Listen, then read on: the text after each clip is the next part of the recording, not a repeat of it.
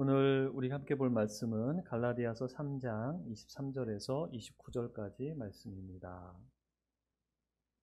하나님 말씀을 우리 한 절씩 교독하도록 하겠습니다. 3장 23절에서 29절 한 절씩 교독하겠습니다. 믿음이 오기 전에 우리는 율법 아래에 매인 바 되고 계시될 믿음의 때까지 갇혔느니라.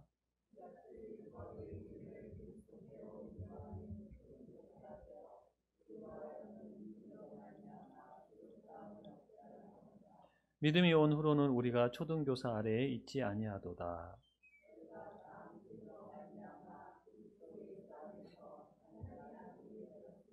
누구든지 그리스도와 합하기 위하여 세례를 받은 자는 그리스도로 옷 입었느니라.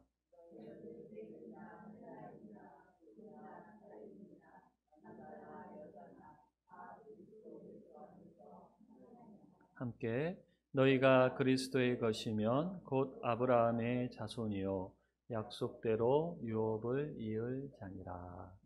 아멘. 네, 오늘은 갈라디아서 10번째 시간 공부를 하도록 하겠습니다. 사람이 율법을 다 지킬 수가 없습니다. 율법을 지키면 의롭게 되지만 하나라도 범하며 모든 것을 범하는 것이 되기 때문에 여러분, 우리 중에 율법을 다 지킬 수 있는 사람이 어디에 있겠어요? 예수님은 율법을 어떻게 확대를 하시냐면 마음에서 하는 죄까지도 죄라고 말씀을 하셔요. 겉으로 드러나는 것만이 아니라. 그랬을 때 정말로 율법을 지킬 수 있는 사람은 아무도 없다라는 고백을 우리가 인정을 하지 않을 수가 없어요. 율법을 통해서는 우리가 의롭게 될 수 있는 사람이 아무도 없습니다. 그렇다면 왜 하나님께서 이런 율법을 우리에게 주신 것일까? 그런 질문을 하게 되는데요. 그에 대해서 바울은 율법이 우리가 죄를 지었기 때문에 더해진 것이다. 그래서 사람들이 죄를 지었고 스스로의 힘으로는 구원에 이를 수 없는 죄인이라는 것을 알게 하시기 위해서 우리에게 율법을 주셨다라는 것이죠. 칼빈이 그의 갈라디아서 강해에서 이런 말을 하는데요. 율법은 사람들로 하여금 자신들이 죄인이라는 것을 깨닫도록 몰아대고 절망하도록 만들기 위해 주어졌다. 이런 말을 해요. 그러니까 율법을 통해서 우리가 얼마나 큰 죄인인지, 구원이 필요한 존재인지, 우리 힘으로는 구원에 이를 수 없는 존재라는 것들을 인정하게끔 율법이 그런 역할을 한다는 거죠.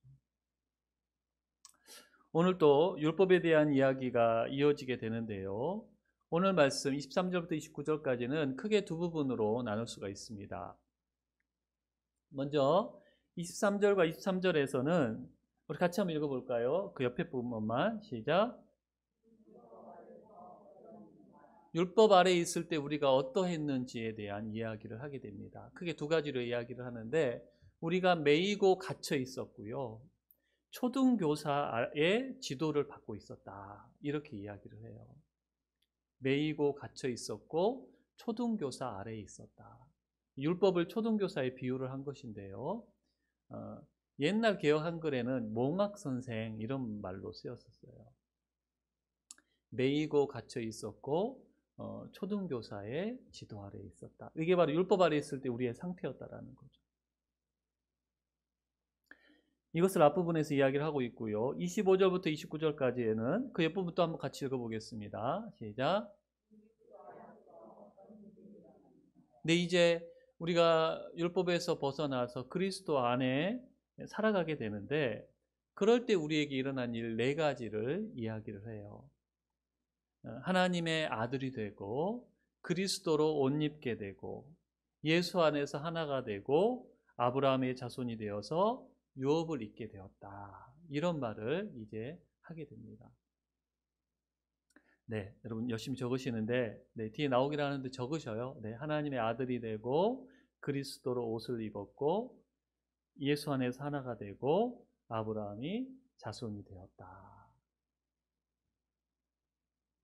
이런 일들이 우리가 예수 안에 있을 때 우리에게 일어나게 되었다라는 거예요. 그래서 23절, 29절 구조를 이렇게 우리가 나눌 수가 있어요. 자, 그러면 23절부터 들어가도 될까요? 네. 23절 말씀 같이 읽어보겠습니다. 시작.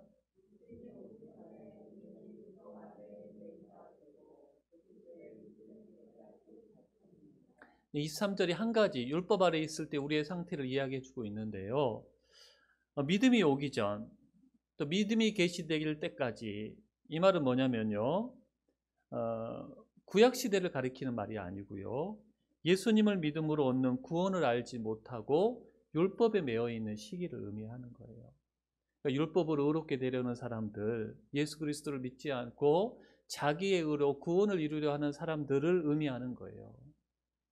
여러분, 구약 시대 때도 믿음으로 산 사람들이 있거든요. 그들은 오실 메시아를 믿음으로 바라보고 살아계신 하나님을 믿었기 때문에 구원에 이르렀는데, 여기서 믿음이 온다라는 것은 쉽게 생각하면 예수 그리스도를 믿기자, 이렇게 생각하면 될 것 같아요. 우리가 그때는 어떤 상태였느냐? 믿음이 오기 전에 이거 했죠. 네, 매인바 되고 갇혔다, 이렇게 바울이 설명을 합니다.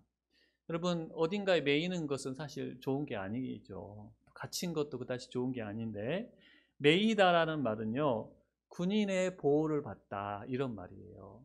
군인의 보호를 받는 건 좋은 의미일 수도 있는데, 이 말은 조금 더 부정적인 의미가 강하죠. 사람들이 도망하거나 탈출하지 못하도록 안에 가두어 놓고 지키는 것을 의미를 하는 거죠. 그 다음에 갇히다라는 동사도 마찬가지인데, 그것은 에워싸다, 가두다라는 의미를 가지고 있어요. 그물의 고기에 갇혀진 상태. 그러니까 즉 율법이 우리를 이렇게 딱 가둬가지고 도망할 수 없게 했다라는 거예요. 율법 아래에 종노릇 했다라는 거죠. 우리가 율법 아래에 갇혀 있었다라는 거예요.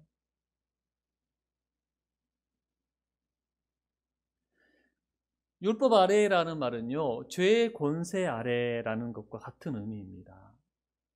율법은 사람들로 하여금 악을 행하지 못하게끔 하는 그 기능이 있는데, 근데 율법이 사람들로 하여금 죄를 짓지 못하도록 완전히 막지는 못하죠. 사람들로 하여금 두려움을 갖게 해서 강제로 악을 행하지 못하게 하는데, 이 하나님의 말씀뿐만 아니라 사회법도 그런 역할을 하잖아요. 그러니까 율법 아래에 있을 때 우리가 예수 그리스도를 믿기 전에는 매인바 되고 갇힌바 된 온전한 자유를 누릴 수 없는 그런 상태였다라고 이야기를 해요. 그 다음에 24절도 또 하나의 상태를 알려주고 있는데, 24절도 같이 읽어보겠습니다. 시작.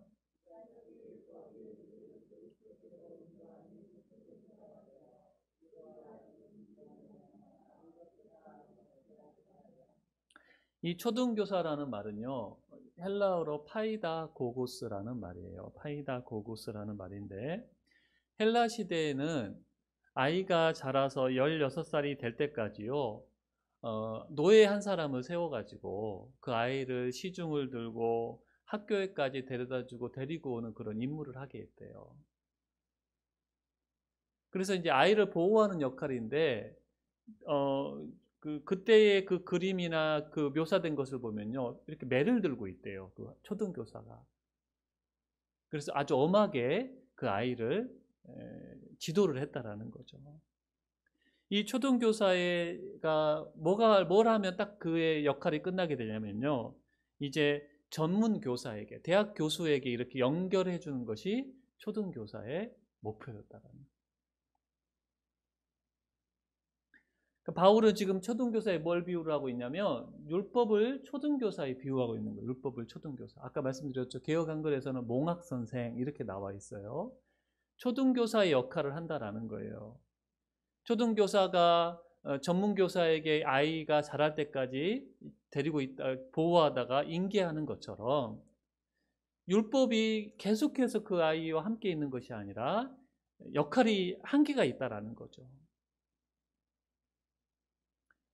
제한된 시간 내에서만 효력이 있다. 율법이 지니고 있는 임시적 역할을 알려주는 거예요. 이 초등교사인 율법이 우리를 누구에게로 안내하는 거냐면 그리스도에게로 안내하는. 그러니까 여러분, 율법이 나쁜 기능만 있는 게 아니에요. 우리가 이제 좀 있으면 율법에 대한 것들을 정리를 할 텐데, 율법을 통해서는 우리가 소망이 없다라는 것을 율법이 깨닫게 해가지고 결국은 그리스도 예수를 소망하고 바라보게 하는 일을 율법이 했다라는 거죠. 그게 바로 율법의 초등교사의 역할이라고 할 수가 있는데요. 자, 여기서 우리가 지난주에 배운 것과 합해가지고 율법의 세 가지 용도를 함께 공부를 좀 하도록 하겠습니다. 세 가지 용도. 율법이 우리에게 어떤 역할을 하느냐. 첫 번째는요, 율법은 죄를 깨닫게 하고 억제하는 일을 합니다. 밑줄에 들어갈게. 죄와 억제하게 한다. 이 말이 들어가면 되겠죠. 율법은 죄를 깨닫게 하고 억제하게 한다.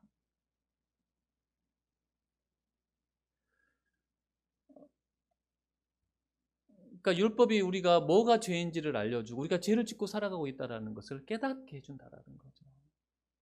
율법의 기능이 그거예요. 율법이 없었다면 우리가 죄를 짓고 살아가면서도 그것이 죄인지를 잘 모르고 인정을 하지 않게 된다는 거죠. 근데 율법을 통해서 아, 이게 죄구나. 내가 죄를 지었구나라는 것을 알게 되고요. 그래서 율법이 죄가 이런 거다라는 것을 알려주잖아요. 그래서 어떤 기능이 있냐면 사람들로 하여금 죄를 덜 짓게 하는 역할을 하는 거죠. 여러분 그러지 않나요? 살인하면 죽을 거다라는 그런 말씀이 있기 때문에 사람들이 그것이 두려워가지고 살인을 하지 않게 되는 거예요. 근데 물론 그럼에도 불구하고 사람들이 죄를 짓죠. 죄를 지으면 이런 무서운 형벌이 있다라는 것을 알려줌에도 불구하고 사람은 여전히 죄를 짓는데 근데 그 죄를 억제하는 기능을 율법이 한다라는 거예요. 근데 여러분 다른 성경에 보면요. 율법 때문에 죄가 더해진다라는 표현도 나와요. 율법이 죄를 우리로 하여금 죄를 덜 짓게 하는 기능도 하는데 율법이 있어가지고 사람들이 더 죄를 짓게 된다라는 거죠. 이건 어떤 걸까요, 여러분? 참 우리 악한 본성인데요. 사람들이요, 여러분들도 한 번씩 그런 경험이 있을 거예요, 아마.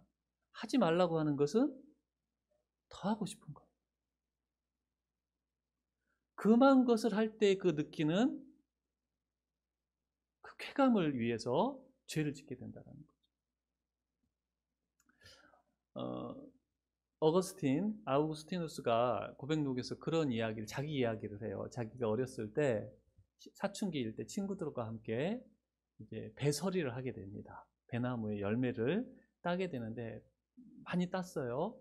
따가지고 몇 개 안 먹고요. 다 돼지에게 그 배를 줬어요. 집에 배가 없었느냐? 아니에요. 먹을 것들이 많이 있었음에도 불구하고 배설이를 했다라는 거죠.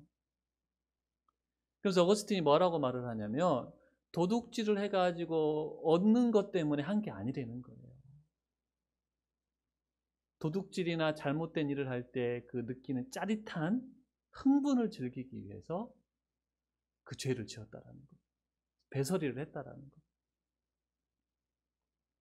그러니까 여러분 어떤 사람은 하지 말라는 게 없으면 안 할 텐데 하지 말라는 게 있으니까 하는 거예요.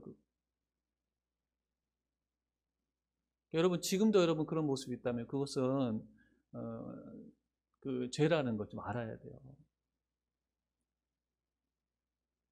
그러니까 율법에는 우리로 하여금 죄를 알려주고 죄를 억제하는 기능도 있고 또 한편으로는 하지 말라는 것을 하게끔 하는 그런 그래서 죄를 더하게 하는 일도 율법이 하게 된다. 두 번째는요. 빈칸에 그리스도라는 말을 넣으면 됩니다. 그리스도를 넣어가지고 한번 읽어보도록 하겠습니다. 시작.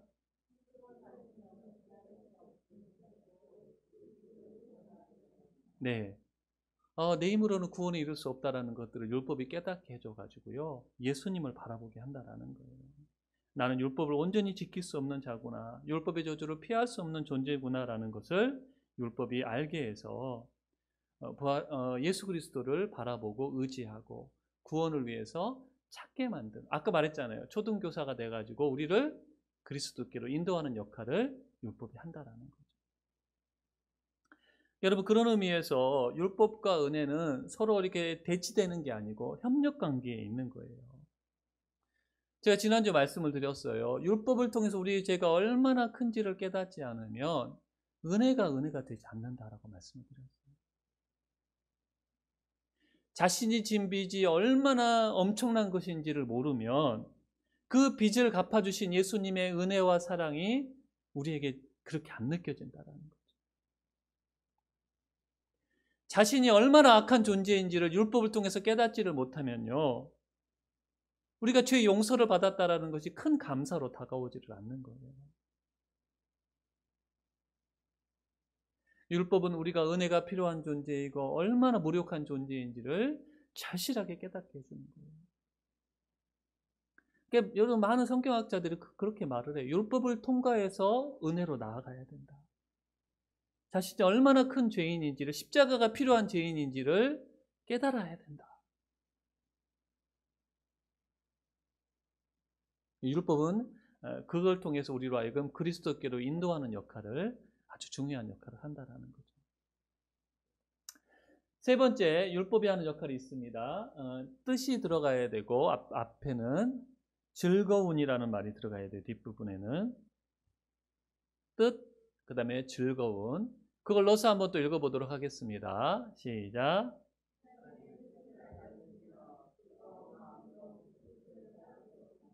네, 여러분, 우리에게 이제 더 이상 율법이 필요할까요? 필요하지 않을까요? 네, 계속 공부를 하고 있는데 필요해요, 여전히. 물론 구약에서 의식법들, 제사도 폐해지고 뭐 음식과 관련해 가지고 더 이상 우리가 지키지 않아도 되는 법들은 있지만 많은 율법들은 여전히 우리가 지켜야 돼요.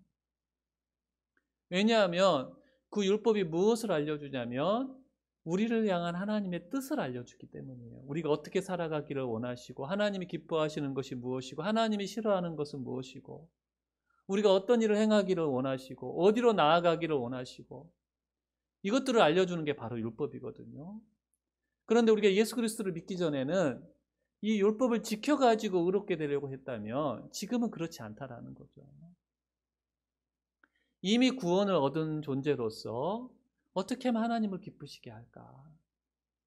하나님의 은혜와 사랑을 입은 존재로서 감사의 마음으로, 즐거운 마음으로 이 율법을 지킨다는 거죠. 여러분, 한번 잘 생각해 보세요. 지금 나는 율법을 어떤 마음으로 지키고 있는가? 안 지키면 벌 받을 것 같아가지고, 이걸 지켜가지고 하나님한테 인정을 받으려고, 하나님이 주시는 어떤 복을 누리려고 지금 율법을 지키고 있다면요, 여러분, 우리가 지금 바르게 율법을 지키고 있는 게 아니에요. 이미 예수 그리스도를 통해서 우리에게 모든 것을 주셨어요, 하나님께서. 그 은혜에 감사하는 마음으로 우리가 거룩한 삶을 살아가고 하나님을 기쁘시게 하기 위해서 즐거운 마음으로 율법을 지키고 있는가? 그러니까 우리가 죄를 통과해 가지고 하나님의 크신 은혜를 깨달으면 그런 삶을 이제 살아가게 된다는 거죠. 우리 중에는 그런 마음으로 지금 율법을 지키는 분들도 있고 아직까지 옛 모습이 남아 있는 분들이 있는데, 여러분, 이게 변화되어져 가야 된다는 거죠. 여전히 우리에게는 율법이 필요한데 이걸 통해서 우리가 의롭게 되기 위해서 율법을 지키는 게 아니라 의롭게 된 존재로서 은혜와 감사와 사랑의 마음으로 율법을 지키는 거다. 여러분, 이게 이해가 되셔요? 이게 이해가 되셔야 돼요. 갈라디아서의 핵심 중에 하나가 이거예요. 제가 말씀드렸죠. 이걸 깨달으면 우리의 신앙생활이 달라진다니까요.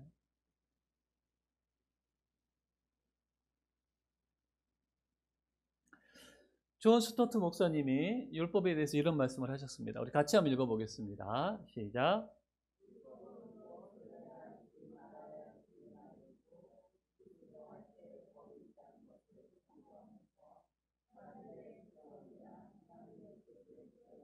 하나님의 뜻을 알려주는 책이기 때문에 그것들을 열심히 지켜야 된다는 거죠.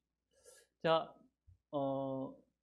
네, 율법의 세 가지 정도 죄를 깨닫게 하고 억제하게 한다. 우리를 그리스도로 인도하여 준다. 그럼 하나님의 뜻을 알려줘서 즐겁게 그것을 따르도록 한다. 이게 율법의 세 가지 용도라는 거 기억해 주시면 되겠습니다. 25절, 26절 제가 읽어볼게요. 이제 25절부터 29절까지에는 우리가 예수 그리스도 안에 있음으로 인해서 우리에게 일어난 네 가지 일을 알려주고 있어요. 이제 앞에 것과는 전혀 다른 내용이 나오겠죠. 우리에게 임한 은혜, 하나님 우리 삶 가운데 행하시는 변화들, 일어난 일들을 지금 알려주고 있다는 거예요. 25절, 26절 같이 읽겠습니다. 시작. 믿음이 온 후로는 우리가 초등교사 아래에 있지 아니하도다. 너희가 다 믿음으로 말미암아 그리스도 예수 안에서 하나님의 아들이 되었으니. 첫 번째 일어난 일은 뭐라고요? 하나님의 아들이 된 거예요. 하나님의 자녀가 된 거예요.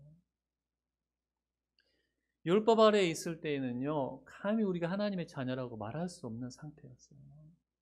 그 말은 하나님을 아버지라고 부를 수 없는 사람들이었는데, 이제 우리가 다음 시간에 조금 더 자세히 알아보게 되겠지만, 이제 하나님을 아빠라고 부를 수 있는 그런 우리의 존재의 변화가 일어나게 됐다는 거예요. 로마서 8장 15절 말씀 같이 읽어보겠습니다. 너희는 다시 무서워하는 종의 영을 받지 아니하고 양자의 영을 받았으므로 우리가 아빠 아버지라고 부르짖느니라. 하나님이 이제 우리 아버지가 되셔가지고요, 우리는 이제 더 이상 하나님으로부터 벌 받을 것을 두려워하지 않아도 돼요. 하나님의 아들로서의 지위와 특권을 우리가 누리게 된다는 거죠. 그 일이 예수 그리스도를 통해서 우리 가운데 일어나게 되는데, 여러분 이 로마 시대 때는요, 이제 집에 아들이 하나 있는데 전쟁에 나가서 죽는 경우가 많았대요. 전쟁들을 굉장히 많이 했잖아요. 그러다 보면 이제 우리 집에 후사를 이어야 되는데 후사를 이을 사람이 없어요. 그랬을 경우에는 많은 그런 일들이 일어났다 그러는데, 노예 중에서 똘망똘망한 애를 양자로 삼는 거예요. 노예 입장에서는 정말 신분에 놀라운 변화가 일어나는 거죠. 물건 취급받고 죽어도 말할 수 없었던 그런 신분이었는데, 하루아침에 아들이 돼가지고요, 진짜 아들처럼 그 주인의 모든 것을 상속을 받게 되고 아들이 된다라는 거예요. 여러분, 이런 변화가 우리가 예수 그리스도를 믿을 때 우리 삶 가운데 일어나게 된다. 우리가 이게 지금 잘 안 느껴지는 거예요, 여러분. 어떻게 해야지 이것들이 느껴질까, 여러분? 요즘은 왕정 시대도 아니고, 그러니까 내가 막 노예였는데 갑자기 왕의 아들이 된 것 같은 신분의 변화가 예수 그리스도를 믿을 때 우리 가운데 일어나게 됐다는 거예요. 그래서 하나님의 모든 것을 우리가 이어받을 수 있는 상속자가 된 거예요. 자, 예수님 안에서 하나님의 아들이 되었다. 이것에 대해서 이제 어떤 분들 왜 딸은 아니고 아들이라 그러느냐, 이렇게 또 딴지를 거실 분들도 있어요. 그래서 어떤 성경에는요, 하나님의 자녀가 되었으니 이렇게 표현한 것도 있다 그러네요. 근데 여러분, 왜 아들이라고 표현을 했느냐? 그러니까 그 당시에 이 아들이 누릴 수 있는 것을 알려주기 위해서 이 표현을 가져온 거예요. 성경이 남자는 우대하고 여자는 무시하고 그러지 않잖아요, 여러분. 좀 이따가 또 보게 되겠지만, 그 당시에는 아주 특이한 경우를 제외하고 딸은 상속을 받을 수가 없었대요. 아들만이 상속을 받을 수가 있는데, 그래서 이 아들이라는 용어를 가져온 것이 바로 그런 이유에 있는 거예요. 우리가 하나님의 자녀가 아들이 됨으로 말미암아 하나님의 것을 누릴 수 있게 되었다. 이런 귀한 의미가 이 말씀에 담겨져 있는 거죠. 자, 첫 번째로 예수님을 우리가 믿음으로써 우리에게 어떤 변화가 일어났다고요? 하나님의 아들이 되었다. 하나님의 자녀가 되었다라는 거예요. 두 번째, 27절 읽어보겠습니다.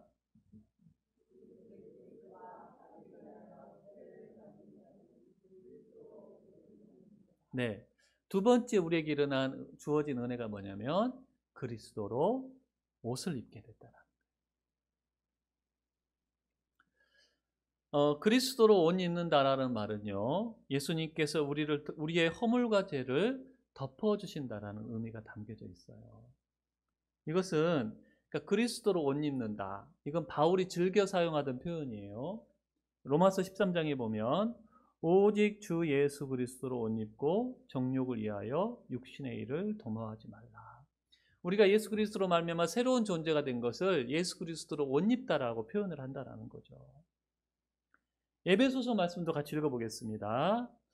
너희는 유혹의 욕심을 따라 썩어져가는 구습을 따르는 옛사람을 벗어버리고 오직 너희의 심령이 새롭게 되어 하나님을 따라 의와 진리의 거룩함으로 지으심을 받은 새 사람을 입어라. 우리가 새로운 존재가 되고 우리가 이전과는 전혀 다른 존재가 됐다라는 것을 그리스도로 옷 입는다 이렇게 표현을 하고 있는데요. 팀 켈러 목사님은 갈라디아서 책에서 이 그리스도로 옷 입는다라는 것을 네 가지로 표현을 해요. 첫 번째는 뭐냐면 우리의 정체성이 그리스도 안에 있다라는 거예요. 자, 여러분 옷을 입으면 그 사람의 정체성이 옷을 통해서 나타날 때가 있죠. 예를 들면 우리 문서 집사님이 경찰인데 제복을 입으면 이 사람이 경찰이다라는 정체성이 드러나는 거예요. 또 학생들은 교복을 입으면 학생이다라는 것이 드러나게 되는데 그리스도가 우리의 옷이라는 말은 그리스도를 통해서 우리의 정체성이 결정되어진다는 거예요. 오직 그리스도 안에서 우리의 정체성이 정해진다라는 거예요.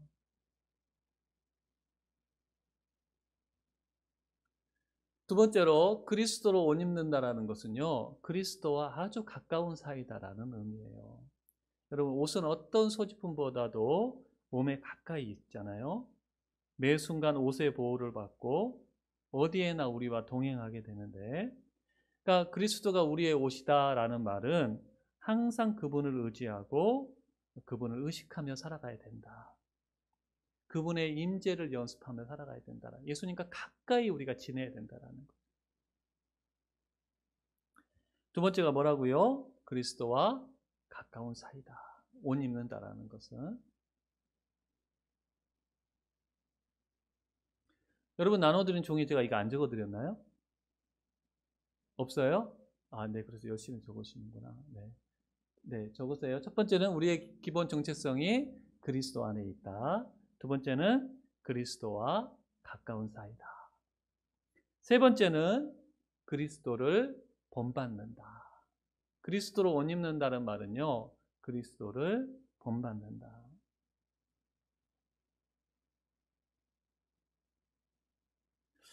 그리스도의 임재를 연습하려면 예수님께서 마치 앞에 계신 것처럼 생각하고 행동해야 돼요.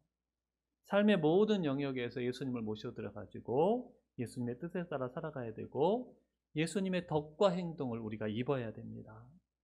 차림새가 예수님과 같아야 된다는 거죠. 예수를 옷 입는다는 것은 예수님을 본받는 모습이 우리 삶 가운데 나타나야 된다는 거죠.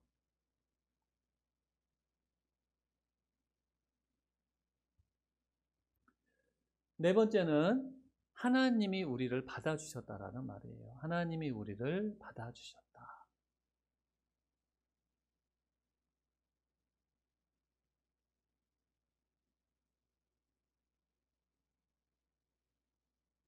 하나님이 우리를 받아주셨다. 여러분 벌거벗고 다니면 수치스럽잖아요.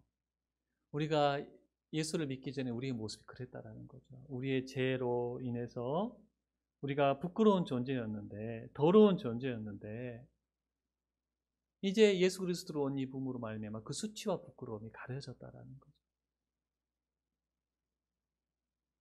그럼 하나님께서 우리를 받아주셨는데 우리를 보실 때요, 죄와 더러움이 가득한 우리의 본 모습으로 보지 않으시고 우리를 덮으신 그리스도를 바라보신다는 거예요.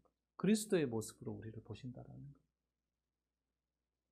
그래서 우리가 여전히 죄인이지만 우리를 의롭다라고 여겨주시고 우리를 받아주시고, 그게 바로 그리스도로 옷 입는다라는 의미 속에, 말 속에 담긴 의미라고 할 수가 있어요. 그럼 여러분 27절을 다시 한번 보시면 언제 우리가 그리스도로 옷 입게 된다 이렇게 이야기를 해요. 세례를 받을 때. 여러분 우리가 왜 세례를 받습니까? 여러분 세례를 다 받으셨잖아요. 여기 있는 분들은 다 세례를 받으셨는데 왜 세례를 받으셨어요? 네? 믿음으로 세례를 받았는데 뭘 드러내기 위해서?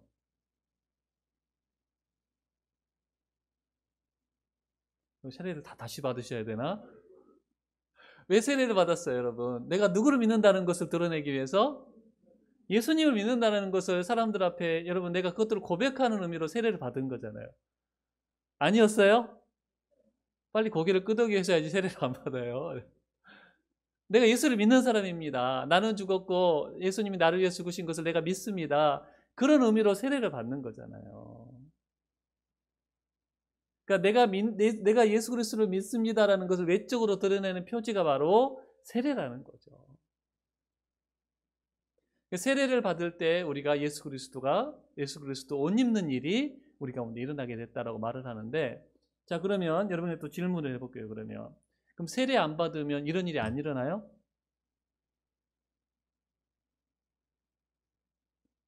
반대로 세례만 받으면 정말 그리스도로 옷 입게 되는 거예요?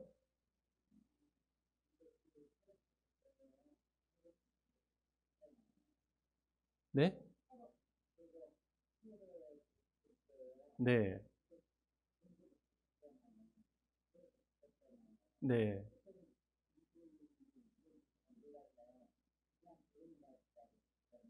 네. 네. 세례를 받을 때는 믿음에 대해서 잘 몰랐는데 이후에 이제 믿음에 대해서 알게 됐다. 그런 말씀이시죠. 네. 어, 좋은 말씀 해주셨는데 잘 들으셔야 돼요. 여러분. 무조건 세례 받는다고 그리스도로 옷 입는 게 아니에요. 세례는 진실한 믿음을 외적으로 드러내는 거라고 말씀을 드렸잖아요. 안에 진실한 믿음 없이 세례만 받는다고 그리스도로 옷 입어지는 게 아니에요. 이해가 되시죠? 진실한 믿음이 있어야 돼요. 그래서 진실한 믿음이 있는데 여러 가지 사정으로 세례 못 받고 죽을 수도 있어요. 근데 그 사람은 예수 그리스도 옷 입은 거예요. 이해가 되시죠? 중요한 것은 진실한 믿음이다. 예수 그리스도를 우리가 믿을 때 예수 그리스도와 연합하게 되고 예수 그리스도로 옷 입게 된다. 여러분들은 예수님으로 옷 입은 사람들이에요? 네. 여러분 아주 정말 고귀한 옷들을 입고 계시는 거예요. 믿음의 눈이 있으면 보여요, 그게. 자, 28절 같이 읽어보겠습니다. 시작.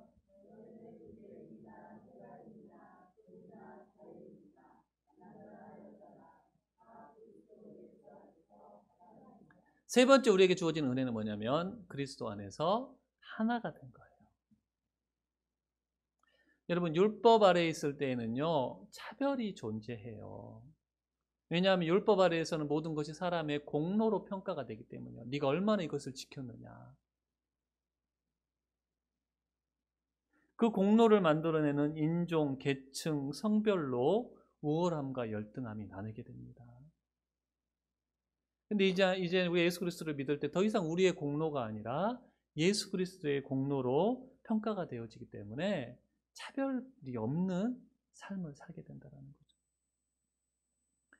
여러분 그 당시에 이 차별이 있었던 그런 세 계층이 나오죠. 유대인이나 헬라인이나 유대인이나 이방인이나 이제 하나가 될 수가 있는 거예요. 유대인들은 이방인들은 구원받을 수 없다라고 무시했는데 예수 그리스도 통해서 누구나 이제 구원에 이룰 수가 있게 되는 거고 하나가 될 수가 있게 되는 거죠. 또 그 당시에 종과 주인이 있었는데 종과 자유인의 계층도 없어지게 되고 남자와 여자의 구분도 하나님 앞에 받아들여지고 하나님 앞에 하나됨에 있어서 구분이 없어졌다라는 거. 여러분 물론 이 구분은 존재를 하죠. 근데 차별이 없어졌다라는 거예요. 차별이. 그러니까 여러분 복음이 들어옴으로 말미암아 우리가 진정한 이 평등과 이 하나됨을 누리게 된 거예요. 구약에서는 여자들이 제대로 대우를 받지 못하고 인정을 받지 못했는데 이 복음으로 말미암아 여자들이 남자들과 똑같은 대우를 받게 되는 거예요. 이런 그리스도 안에서 하나 되는 일들. 그러니까 여러분, 교회 안에서 서로 차별을 하고 하나 되지 못하는 것은 하나님께서 기뻐하시지 않는 일이라는 것을 이 말씀이 알려주는 거예요. 차별이 없고 우리가 다 그리스도 예수 안에서 하나다. 마지막 29절입니다. 29절도 읽어보겠습니다. 너희가 그리스도의 것이면 곧 아브라함의 자손이요 약속대로 유업을 이을 자니라. 네 번째 우리 가운데 주어지는 은혜는 뭐냐면 아브라함의 자손이 되어가지고 아브라함의 복을 우리가 받게 된다는 거죠. 이스라엘 백성들은 자기들이 아브라함의 혈통적인 후손이기 때문에 아브라함의 자손이고 아브라함의 복을 받는다고 주장을 하는데 예수님은 아니라는 거예요. 바울도 아니라는 거예요. 예수 그리스도를 믿는 사람들이 진정한 아브라함의 자손이고 하나님이 아브라함에게 주셨던 그 약속, 그 유업을 그들이 이어받게 된다. 로마서 4장 13절에서도 그 이야기를 합니다. 아브라함이나 그 후손에게 세상의 상속자가 되리라고 하신 언약은 율법으로 말미암은 것이 아니요 뭘로 말미암았다? 믿음의 의로 말미암은 것이다. 25절부터 29절까지에는 예수 그리스도를 믿을 때 우리의 삶이 일어나게 되는 네 가지 변화와 은혜를 이야기를 합니다. 자, 말씀을 우리 정리하도록 하겠습니다. 오늘 배운 말씀. 먼저 앞부분에서 바울은 우리가 율법 아래에 있을 때 어떤 상태였는지를 이야기를 합니다. 매이고 갇혀 있었다. 감옥에 있는 죄수처럼 매이고 갇혀 있는 상태였고 초등교사 아래에 초등교사의 이 돌봄을 받아야 되고 그 영향력 아래에 있어야 됐다는 것이죠. 여러분 여전히 이런 상태에 있다 그러면 참 우리가 슬플 거예요. 성인이 되었음에도 불구하고 여전히 초등교사 아래에 있다라는 건 슬픈 일인데 예수 그리스도를 믿음으로 말미암아 우리 삶 가운데 네 가지 은혜가 임하게 됐다. 자, 정리해 볼까요? 첫 번째 은혜는 하나님의 아들이 되었다. 두 번째는 예수 그리스도로 옷 입게 되었다. 세 번째는 그리스도 안에서 하나가 되었다. 네 번째, 아브라함의 자손이 되었다. 네, 이런 은혜가 예수 그리스도를 통해서 우리에게 주어지게 된 거예요. 그랬을 때 결론을 그렇다면 우리가 율법을 어떻게 지켜야 되겠느냐. 이런 귀한 은혜들이 우리 힘으로는 누릴 수 없었는데 하나님의 자녀가 될 수 없었고 우리가 하나님이 주시는 그 용서를 우리가 누릴 수 없었던 존재였는데 예수 그리스도로 말미암아 이런 은혜를 누린 자들로서 우리가 율법을 기쁘고 즐거운 마음으로 지켜나가야 된다는 거죠. 하나님의 뜻이 무엇인지를 알려주는, 그러니까 그것을 지켜가지고 의롭게 되기 위해서 지키는 것이 아니라 이미 은혜를 누린 자로서 우리가 이 율법을 즐거운 마음으로 지키고 있느냐. 여러분 오늘 이걸 여러분에게 질문을 하셔야 돼요. 나는 율법을 즐겁게 지키고 있는가? 그렇지 않다면 아직 내가 진정한 은혜를 온전히 깨닫지 못하고 여전히 율법 아래에 있는 것은 아닌가? 그 과정을 거쳐 나가야 돼요. 예배에 나오는 것이 즐겁고 하나님 말씀을 지키는 것이 즐겁고 선을 행하는 것이 즐겁고 내가 가진 것을 나누는 것이 즐겁고 우리의 삶이 그런 삶이 돼야 된다는 거죠. 그것은 은혜를 은혜로 깨달은 사람. 그것이 아직 안 되면 뭘로 돌아가야 되냐면 내가 정말 철저히 죄인인가, 내가 내 힘으로는 구원을 이룰 수 없는 존재라는 것, 내가 얼마나 무익하고 얼마나 더러운 존재인가를 말씀을 통해서 깨달았는가를 또 돌아가 봐야 되는 거예요. 그랬을 때 십자가의 은혜가 너무나 큰 은혜가 되고 그 은혜를 누린 자로서 내가 하나님을 즐거이 섬겨야 되겠구나, 이런 결론으로 나아가게 된다는 거죠. 그러한 그냥 깨달음과 또 삶을 살아가는 우리 모두가 되었으면 합니다. 이 시간 함께 기도하도록 하겠습니다. 율법을 통해서 우리의 죄를 철저히 깨닫고 우리를 구원해 주신 하나님의 은혜를 알고 율법을 즐거움으로 의무감과 두려움 때문에 지키는 것이 아니라 즐거움으로 지키는 우리의 삶이 되게 하소서. 그럴 수 있도록 하나님의 크신 은혜를 깨닫고 용서받은 은혜를 깨닫는 우리들이 되게 하여 주시옵소서. 같이 합심해서 기도하겠습니다. 하나님 아버지, 하나님의 율법을 통해서 우리가 얼마나 큰 죄인인지를 깨닫게 하시니 감사합니다. 하나님, 죄를 죄로 알고 내가 얼마나 하나님 무력하고 타락한 존재인지를